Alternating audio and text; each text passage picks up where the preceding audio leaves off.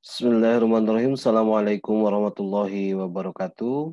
Alhamdulillahirrabbilalamin. Pada kesempatan kali ini, saya akan menjelaskan materi mengenai anjak piutang dan modal ventura, di mana materi ini adalah lanjutan dari mata kuliah Lembaga Keuangan Bank dan Non-Bank untuk mahasiswa program studi Pendidikan Ekonomi, Fakultas Keguruan dan Ilmu Pendidikan Universitas Pasundan. Kita akan bahas yang pertama adalah anjak piutang. Yang pertama, pengertian anjak piutang. Anjak piutang atau factoring adalah piutang dagang dari perusahaan klien yang dijual kepada perusahaan factoring dengan harga yang telah didiskon, dengan syarat bahwa piutang dagang tersebut berasal dari transaksi bisnis pemilik perusahaan atau kliennya. Nah, anjak piutang berasal dari gabungan kata anjak yang berarti pindah atau alih, sedangkan piutang yang berarti tagihan sejumlah utang. Jadi anjak piutang adalah pengalihan atau perpindahan piutang dari pemiliknya terhadap pihak lain. Menurut surat keputusan Menteri Keuangan nomor 448 garis miring KMK titik 017 garis miring 2000, bahwa anjak piutang adalah kegiatan pembiayaan dalam bentuk pembelian dan atau pengalihan serta pengurusan piutang jangka pendek suatu perusahaan dari transaksi perdagangan dalam atau luar negeri. Jadi bisa dikatakan bahwa anjak piutang itu suatu transaksi keuangan sewaktu suatu perusahaan menjual piutangnya dengan memberikan suatu diskon. Nah, perusahaan yang melakukan anjak piutang disebut penganjak piutang atau factoring. Nah, penganjak piutang atau factoring adalah pihak yang kegiatannya membeli piutang pihak lain dengan menanggung resiko tak terbayar utang atau disebut faktor. Itu adalah pengertian dari anjak piutang. Jadi, anjak piutang itu adalah perusahaan yang membeli piutang dari perusahaan lain. Ya.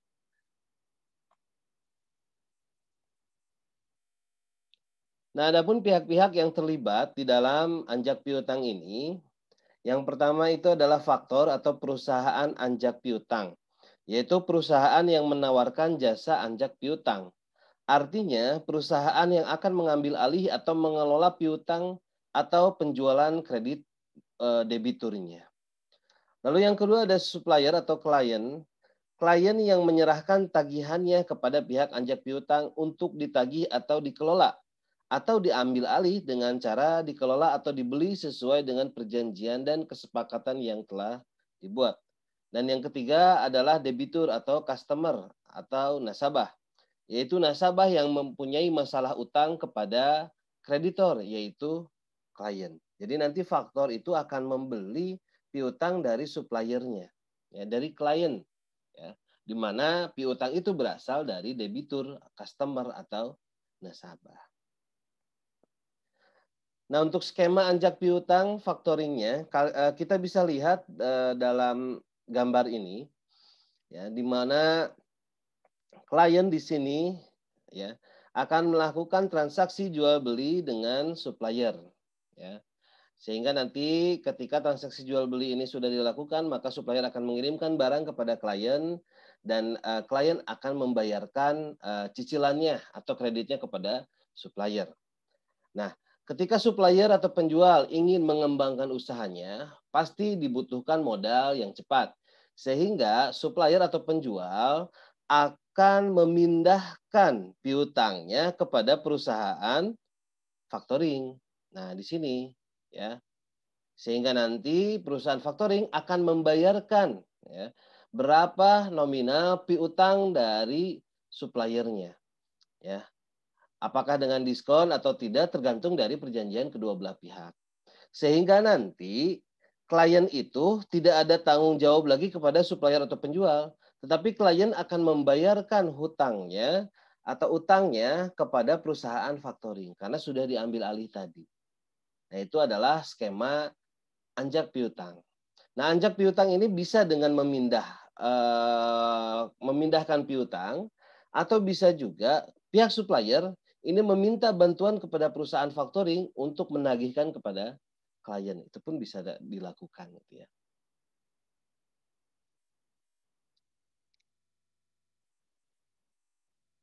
Nah, adapun kegiatan anjak piutang atau kegiatan utama perusahaan faktoring ini adalah mengambil alih pengurusan piutang suatu perusahaan dengan suatu tanggung jawab tertentu, tergantung kesepakatan dengan pihak kreditor atau pihak yang mempunyai piutang. Usaha-usaha yang dijalankan oleh perusahaan ini berkaitan dengan pengambil alihan dan pengelolaan piutang suatu perusahaan, tergantung permintaan dari kreditor. Kegiatan perusahaan anjak piutang di Indonesia diatur berdasarkan Surat Keputusan Menteri Keuangan nomor 1251 garis miring KMK titik 013 garis miring 1988, yaitu pada tanggal 20 Desember tahun 1988. Berdasarkan surat keputusan Menteri Keuangan tersebut, dapat disimpulkan bahwa kegiatan anjak piutang adalah yang pertama, pengambilan tagihan suatu perusahaan dengan fee tertentu. Ya. Lalu yang kedua, pembelian piutang perusahaan dalam suatu transaksi perdagangan dengan harga sesuai dengan kesepakatan antara perusahaan faktoring dengan klien ya, atau perusahaan kliennya. Dan yang ketiga, mengelola usaha penjualan kredit suatu perusahaan. Artinya, perusahaan faktoring mengelola administrasi kredit suatu perusahaan sesuai kesepakatan di antara perusahaan yang berkaitan. Itu adalah kegiatan-kegiatan anjak piutang berdasarkan keputusan dari Menteri Keuangan. Dalam kegiatan sehari-harinya, secara umum perusahaan anjak piutang mempunyai dua macam jasa yang dapat ditawarkan kepada masyarakat. Nah, adapun jasa-jasa yang dilakukan oleh perusahaan anjak piutang adalah yang pertama, jasa pembiayaan atau financing service. Nah, dalam hal jasa pembiayaan, perusahaan anjak piutang melakukan pembayaran di muka atau pre-financing kepada kreditor yang besarnya tergantung dari kesepakatan kedua belah pihak. Kontrak dalam perjanjian dapat dibuat berdasarkan with results atau dengan without results. Nanti kita akan bahas. Nah, dalam hal ini besarannya di pembiayaan yang dilakukan sekitar 60-80% dari total piutang setelah dilakukan kontrak dan penyerahan bukti-bukti penjualan. Nah, itu adalah jasa yang pertama, yaitu jasa pembiayaan. Lalu jasa yang kedua adalah jasa non-pembiayaan atau non-financing service. Nah, dalam jasa non-pembiayaan, kegiatan yang dilakukannya meliputi pemberian jasa pengelolaan administrasi kredit. Nah, biasanya kegiatan jasa ini meliputi analisis kelayakan suatu kredit, melakukan administrasi kredit, pengawasan terhadap kredit termasuk pengendaliannya, dan perlindungan terhadap risiko suatu kredit macet. Nah, kemudian berkaitan dengan jasa-jasa yang diberikan pihak anjak piutang akan membebankan sejumlah biaya kepada kreditornya. Nah, dalam praktiknya paling tidak ada dua jenis biaya yang dibebankan kepada kliennya akibat dari pembiayaan yang dilakukan perusahaan anjak piutang. Yaitu yang pertama fee, yaitu atau jasa penagihan, yaitu biaya yang dibebankan oleh perusahaan anjak piutang kepada kliennya dengan besarannya dihitung berdasarkan presentasi tertentu. Nah, kemudian besarnya fee yang diberikan tergantung dari kesepakatan kedua belah pihak dengan berbagai pertimbangan seperti misalnya tingkat kesulitan atau jumlah piutang yang ditagihkan. Dan yang kedua adalah biaya administrasi, yaitu biaya yang diterima oleh perusahaan anjak piutang setelah melakukan pengelolaan perusahaan kreditor oleh klien. Dan besarnya pun tergantung dari kesepakatan yang dibuat bersama. Itu adalah kedua jasa yang dilakukan oleh perusahaan anjak piutang.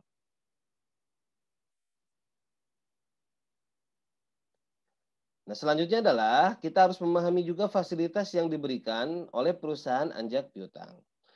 Fasilitas yang dapat diberikan perusahaan anjak piutang dalam penagihan atau pengelolaan penjualan kreditnya kepada kliennya dapat dilihat dari berbagai aspek.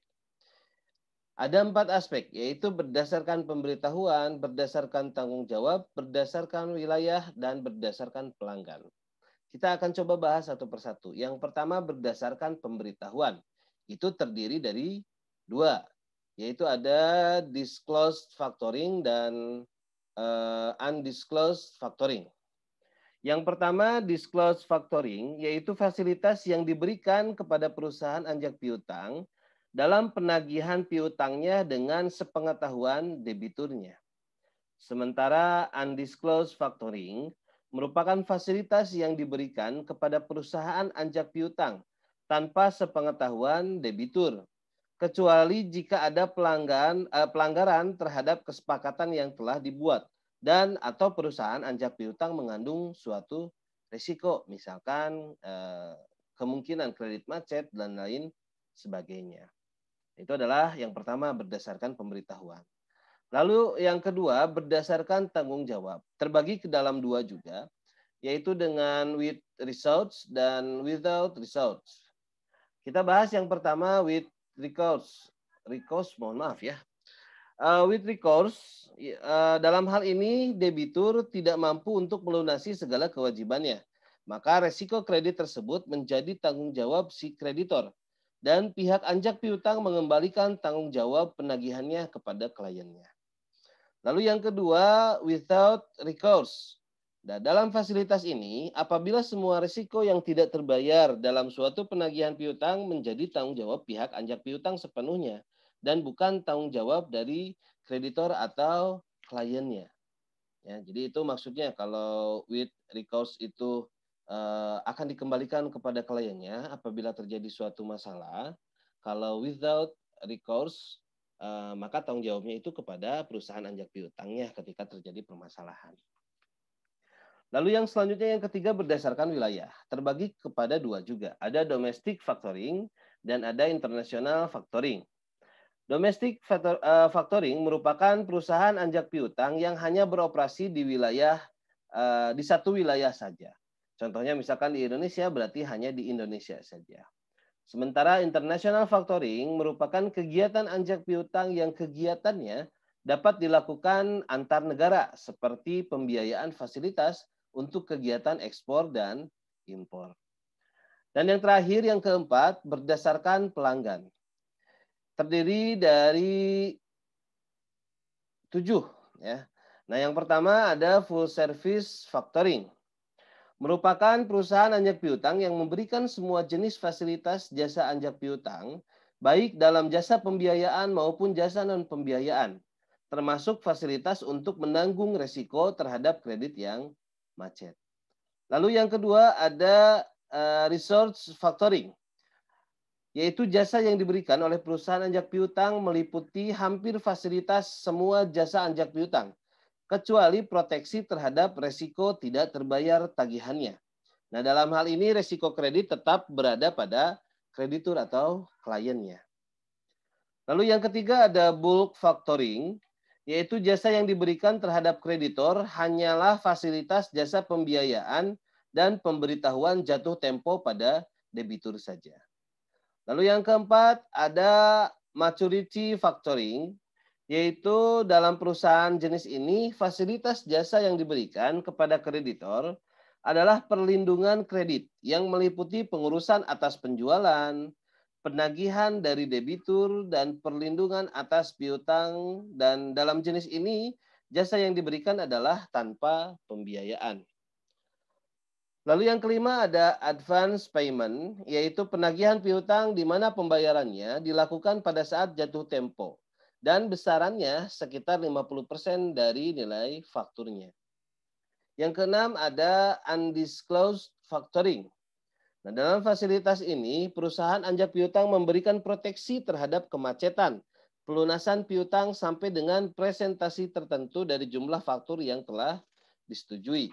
Dan yang terakhir ada invoice discounting, yaitu pemberian fasilitas jasa hanyalah untuk yang berbentuk pembiayaan anjak piutang saja. Itu adalah fasilitas-fasilitas yang diberikan oleh perusahaan anjak piutang. Baik itu berdasarkan pemberitahuan, berdasarkan tanggung jawab, berdasarkan wilayah, maupun berdasarkan pelanggan.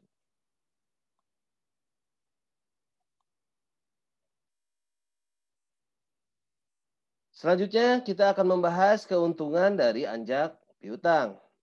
Nah, keterlibatan berbagai pihak dalam kegiatan anjak piutang akan memberikan atau memperoleh keuntungan bagi masing-masing pihak yang terlibat, baik perusahaan anjak piutang, kreditur, maupun debiturnya.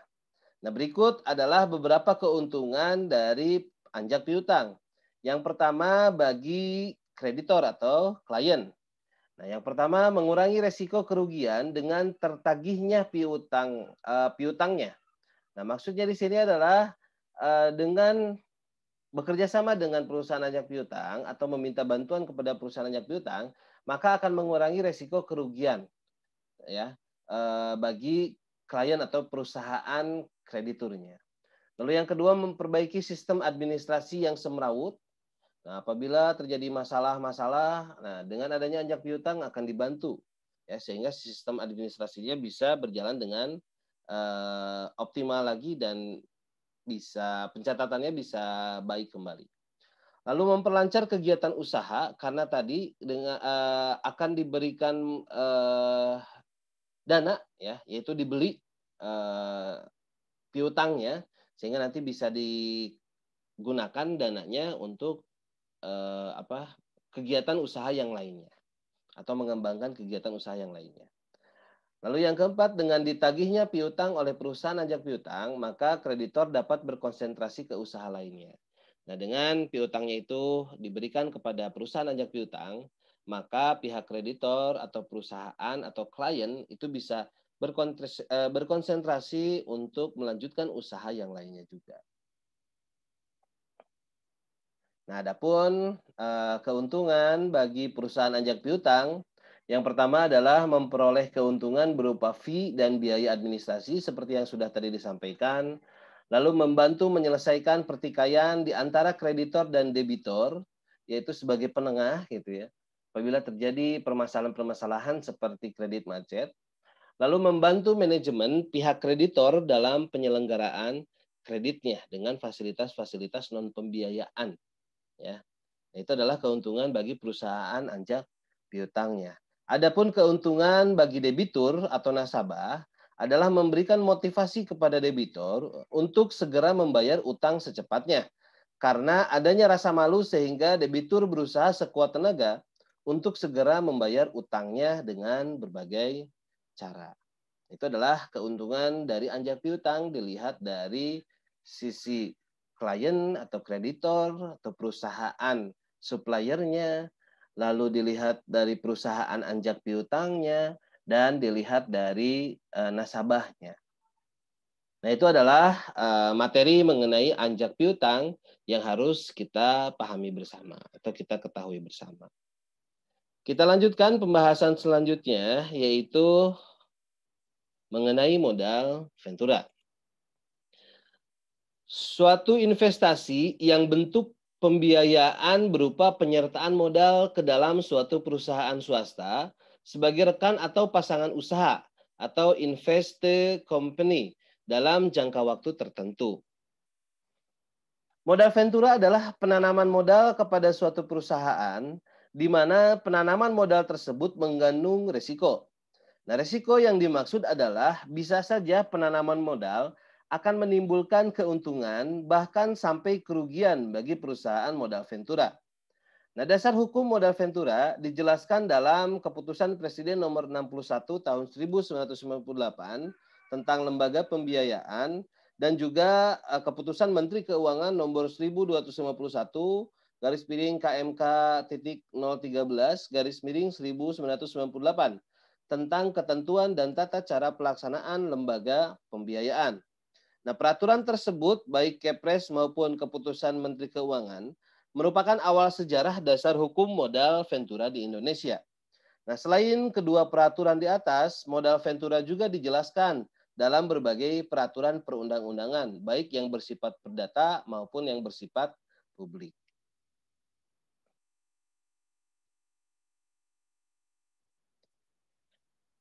Adapun tujuan didirikannya modal ventura adalah yang pertama untuk menumbuhkan dan mengembangkan kemampuan UMKM.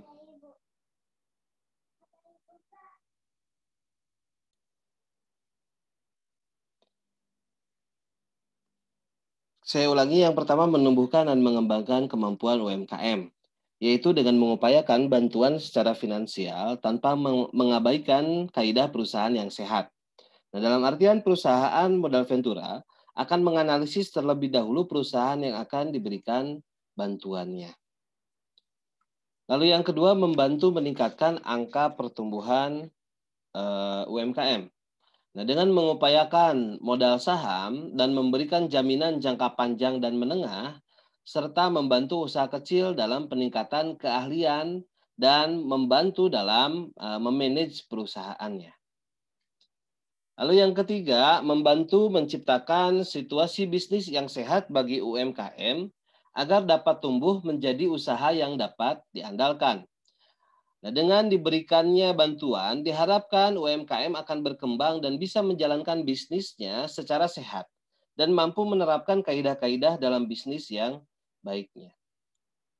Yang keempat, kemitraan dalam rangka pengentasan kemiskinan dengan tujuan untuk membantu para pengusaha yang kekurangan modal dan tidak punya jaminan material, sehingga sulit memperoleh pinjaman dari bank. Nah, dengan adanya penyertaan modal dari modal ventura dapat membantu menghadapi kesulitan keuangan bagi perusahaan-perusahaan atau UMKM yang memang kekurangan modalnya. Lalu yang kelima, membantu perusahaan yang sedang kekurangan likuiditas. Nah, perusahaan modal ventura pun akan memberikan bantuan bagi perusahaan lain yang sedang mengalami kekurangan likuiditas atau kekurangan aset lancarnya atau ketersediaan kas di perusahaannya. Dan yang terakhir, membantu mendirikan perusahaan baru, di mana tingkat resiko kerugiannya sangat besar. Nah, perusahaan modal ventura pun akan membantu untuk mendirikan perusahaan baru dengan memberikan penyertaan modal yang pasti dengan resiko kerugian yang bisa saja terjadi.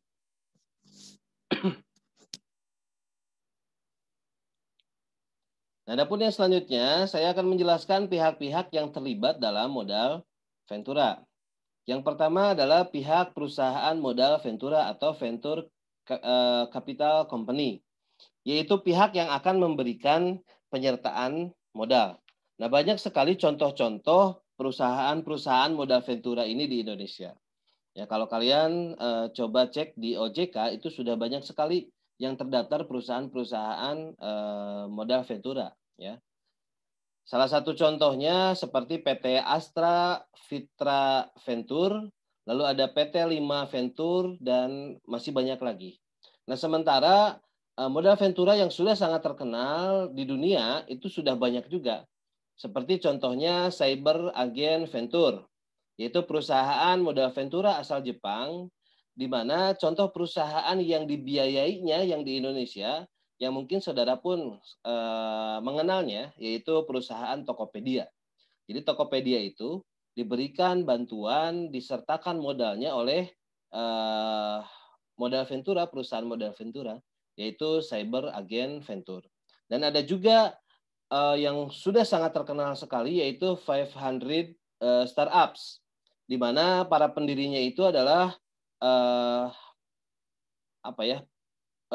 karyawan-karyawan atau staf-staf dari Facebook, Google, dan banyak yang lainnya. Nah, salah satu perusahaan di Indonesia yang dibantu, dibiayai oleh perusahaan ini adalah Bukalapak. Jadi banyak sekali ya perusahaan-perusahaan di Indonesia yang memang sekarang kita perhatikan yang kemungkinan akan meningkat, ya, terutama memanfaatkan teknologi, itu bisa dibantu oleh perusahaan-perusahaan modal ventura. Nah, lalu yang kedua, pihak yang terlibat adalah pihak perusahaan pasangan usaha. PPU atau perusahaan pasangan usaha adalah perusahaan yang berbentuk perorangan atau kelompok atau koperasi, atau juga bisa badan hukum penerima modal ventura seperti tadi contohnya yang saya contohkan. Tokopedia, Bukalapak, itu adalah perusahaan pasangan usaha bagi perusahaan modal venturanya. Dan yang ketiga adalah pihak penyandang dana, yaitu pihak investor yang memberikan dana kepada perusahaan modal ventura. Itu adalah pihak-pihak yang terlibat dalam modal venturanya. Selanjutnya jenis-jenis pembiayaan modal ventura. Yang pertama ada equity financing atau pembiayaan langsung.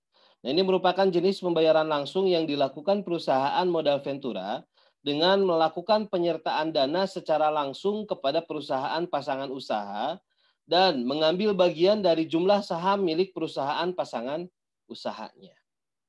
Lalu yang kedua ada semi equity financial ya, atau membeli obligasi konversi. Nah, ini adalah jenis pembayaran dengan cara membeli obligasi konversi yang diterbitkan oleh perusahaan pasangan usaha.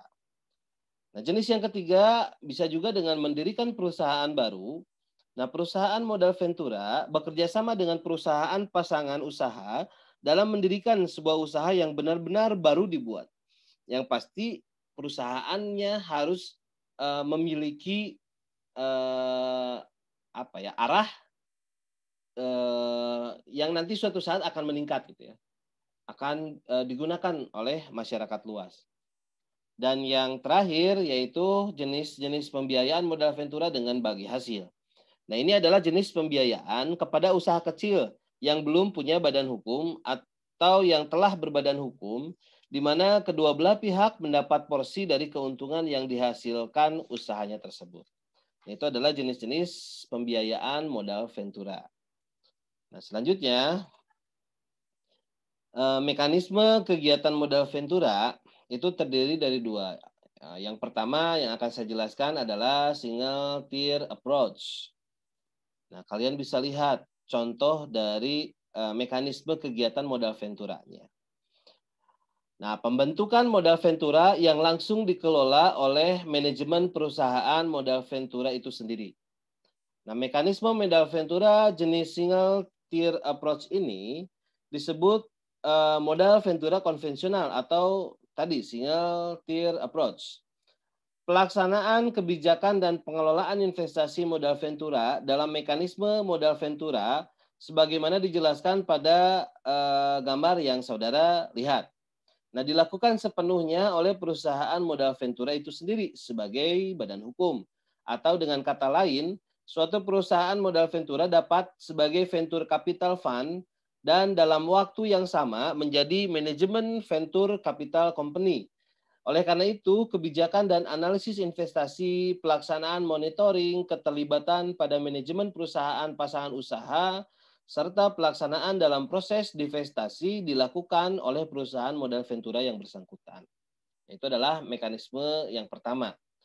Lalu mekanisme kegiatan modal ventura yang kedua, yaitu bisa dengan two-tier approach. Nah, bagannya atau bentuknya seperti ini. Nah, pembentukan modal ventura yang pengelolaannya diserahkan kepada perusahaan manajemen investasi yang memang memiliki keahlian di bidang modal ventura. Nah, pendekatan kedua ini disebut dengan two-tier approach. Mekanisme modal ventura dengan pendekatan venture capital fund company sebagaimana dijelaskan pada gambar yang kedua ini berbeda dengan metode yang pertama yang tadi sudah dijelaskan. Nah, seperti yang telah dijelaskan sebelumnya, bahwa pelaksanaan semua kebijakan dan strategi investasi, mulai dari analisis, monitoring, sampai dengan proses divestasi dan review, merupakan tugas dan tanggung jawab perusahaan manajemen investasi. Nah, semua tugas dan tanggung jawab yang dibebankan kepadanya didasarkan pada kesepakatan yang telah diatur dalam perjanjian kontrak manajemen. Nah, atas tanggung jawabnya, perusahaan manajemen mendapatkan kontrak fee atau manajemen fee dan success fee. Nah, itu adalah kedua mekanisme dari kegiatan modal ventura. Jadi modal ventura bisa bekerja sama dengan perusahaan pasangan usaha, tetapi tetap mengelolanya, ya, yaitu dengan single tier approach ya, atau bisa juga dengan two tier approach. Jadi seluruhnya diserahkan kepada perusahaan pasangan usaha.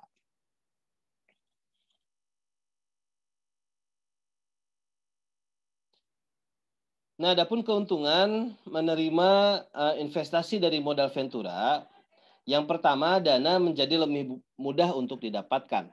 Nah, keuntungan terbesar adalah jika menerima investasi dari modal ventura, maka akan lebih mudah untuk mendapatkan dana untuk perusahaannya.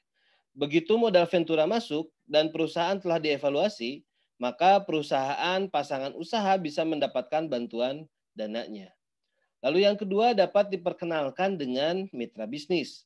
Dengan menggunakan modal ventura, ada kemungkinan perusahaan pasangan usaha dapat diperkenalkan dengan mitra bisnis lainnya.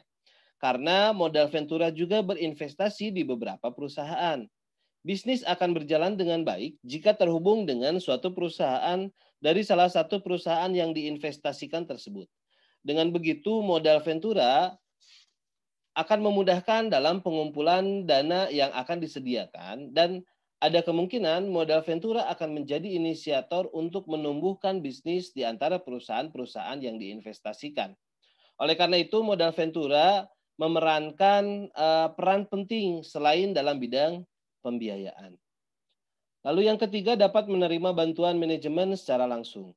Nah, ketika perusahaan pasangan usaha menerima investasi dari modal ventura, maka perusahaan pasangan usaha bisa mendapatkan pengiriman staf eksekutif dan lain-lain dari modal ventura.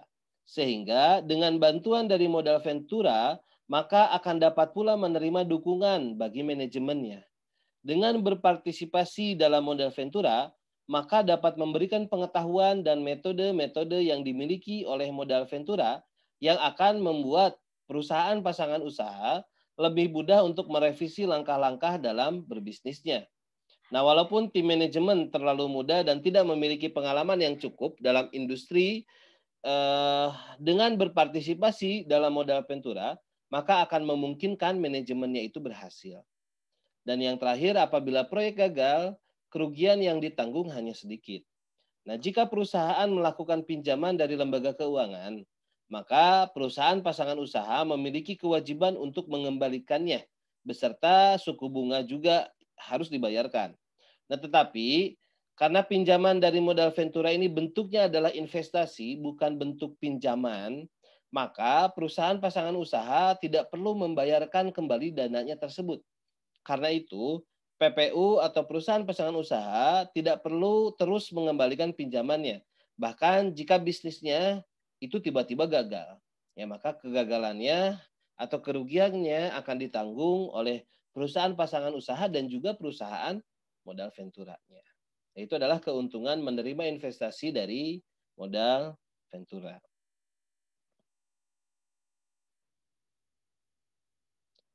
Nah, adapun kunci keberhasilan agar perusahaan pasangan usaha berkembang, bahwa yang pertama, bantuan diarahkan agar dapat berdiri sendiri, baik pengelolaan dana dan manajemen. Jadi sebetulnya modal ventura di sini eh, berharap bahwa bantuan yang diberikan itu dikelola oleh perusahaan pasangan usahanya sendiri dan harus bisa dikembangkan, ya. Dan manajemennya pun harus dibuat secara baik gitu ya. Dalam artian manajemennya itu mampu berkontribusi juga terhadap perusahaannya. Lalu yang kedua, kegiatan usaha didukung dengan modal yang cukup dan sesuai dengan kebutuhan jangka panjang. Nah, yang pasti ketika perusahaan pasangan usaha ingin mengajukan penyertaan modal kepada perusahaan modal ventura, maka dia harus membuat proposal dulu sehingga modal-modal yang dibutuhkan itu tercatat dengan baik, ya, teralokasi dengan baik sehingga nanti ketika diajukan perusahaan modal ventura itu bisa melihat dan nantinya bisa memberikan dukungan sesuai dengan modal yang diinginkan atau yang sudah dialokasikan oleh perusahaan pasangan usahanya. Lalu yang ketiga, kegiatan usaha didukung dengan sumber daya manusia yang tepat secara kuantitas, kualitas maupun proporsi. Nah, diharapkan dengan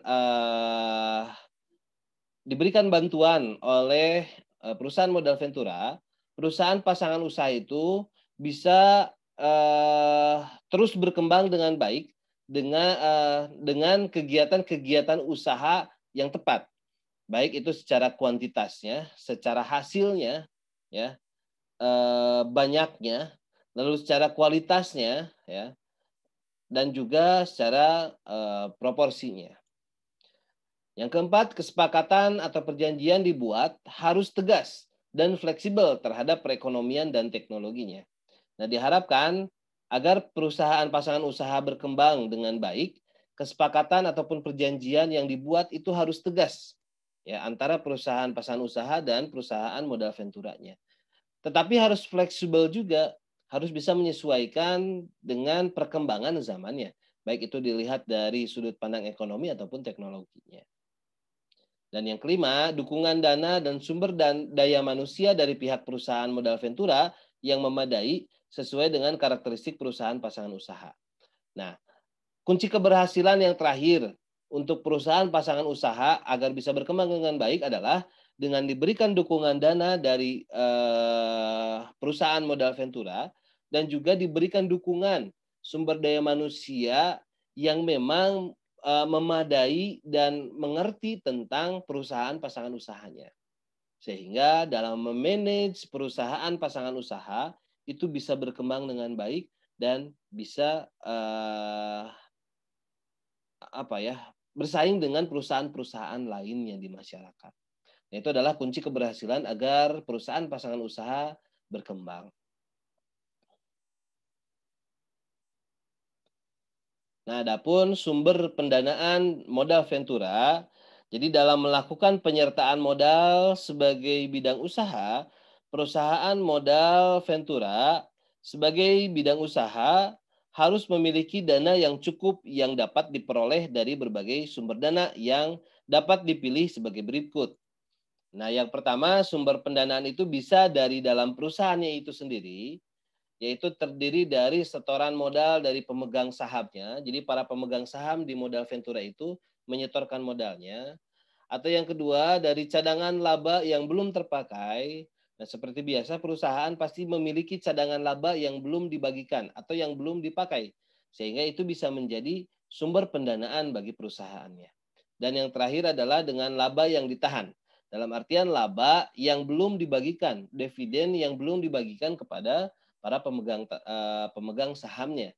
Nah, laba yang ditahan ini pun nanti bisa digunakan atau dialokasikan sebagai sumber pendanaan bagi modal venturanya. Yang kedua, sumber pendanaan modal ventura itu bisa juga berasal dari luar perusahaan. Nah, yang pertama itu bisa dari investor perorangan. Investor perorangan lebih menyukai dan cenderung melakukan investasi pada usaha yang telah berjalan lancar dan sifatnya itu biasanya jangka pendek. Nah, investor individu yang memiliki kesabaran dan kesiapan untuk menerima dan menanggung risiko tinggi dalam suatu usaha dianggap sebagai seorang venture kapitalis murni. Karena dengan suatu usaha, modal ventura sulit diharapkan akan memberi hasil yang besar atas investasi yang ditanam dalam kurun waktu 1 atau 2 tahun. Lalu yang kedua, investor institusi. Nah, biasanya perusahaan-perusahaan besar terutama di negara-negara industri, memiliki suatu divisi tersendiri yang khusus menangani bisnis modal ventura. Nah, tugas divisi khusus ini adalah menampung dan mengevaluasi suatu ide-ide, terutama dalam bidang teknologi yang dapat dikembangkan menjadi suatu produk teknologi baru yang dapat dipasarkan. Nah, keikutsertaan investor institusi ini merupakan alternatif sumber dana modal ventura. Lalu yang ketiga, sumber dana yang berasal dari luar perusahaan, yaitu pinjaman dari lembaga perbankan. Nah, sumber dana modal ventura dapat diperoleh juga dari bank yang tertarik melakukan bisnis modal ventura. Namun perlu dipertimbangkan mengenai dana bank yang bersifat jangka pendek, sementara modal ventura bersifat jangka panjang. Nah, dana-dana yang berasal dari bank sebaiknya digunakan untuk memenuhi kebutuhan pembiayaan dengan pola bagi hasil yang berjangka waktu pendek. Jadi jangan diinvestasikan ke jangka waktu yang panjang gitu ya. Karena sumber dana bank itu kan harus cepat kembali lagi biasanya. Dan yang terakhir, sumber pendanaan dari luar perusahaan yaitu berasal dari pinjaman dari lembaga asuransi dan dana pensiun. Nah, lembaga keuangan non-bank ini merupakan sumber dana modal ventura yang cukup besar. Nah, potensi lembaga ini sebagai investor dalam usaha modal ventura didukung oleh sumber dananya yang jangka panjang. Karena memang dana pensiun dan asuransi biasanya itu jangka waktunya jangka panjang sehingga bisa dimanfaatkan oleh perusahaan modal ventura. Nah, itu adalah sumber pendanaan modal ventura. Oke, baik, terima kasih. Itu saja yang bisa saya sampaikan sekaitan dengan materi, baik itu mengenai materi anjak piutang dan juga materi mengenai modal ventura. Mudah-mudahan saudara bisa memahami materi yang sudah saya berikan melalui video ini. Saya akhiri, terima kasih. Assalamualaikum warahmatullahi wabarakatuh.